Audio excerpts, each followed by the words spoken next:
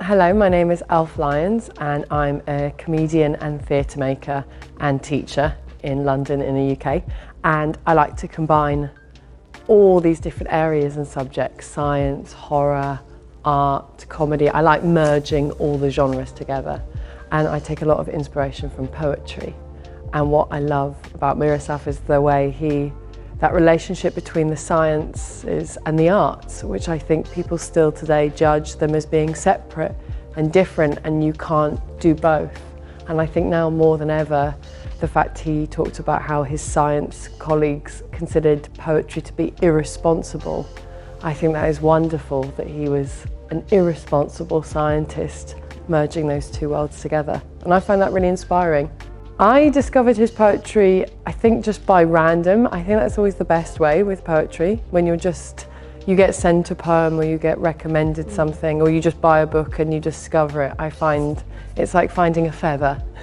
Yeah, and I was really drawn to the sort of kinetic optimism and heartbreak in his work.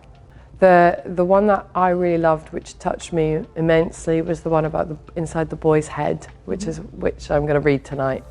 And as a teacher, I really resonated with his poem on Napoleon Bonaparte and trying to teach that to a class, and about how children don't necessarily connect with history with big facts, but they connect to stories that involve great empathy.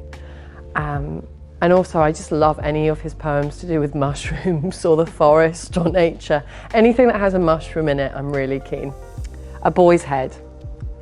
In it, there is a spaceship and a project for doing away with piano lessons. And there is Noah's Ark, which shall be first. And there is an entirely new bird, an entirely new hare, an entirely new bumblebee. There is a river that flows upwards. There is a multiplication table. There is antimatter, and it just cannot be trimmed. I believe that only what cannot be trimmed is a head.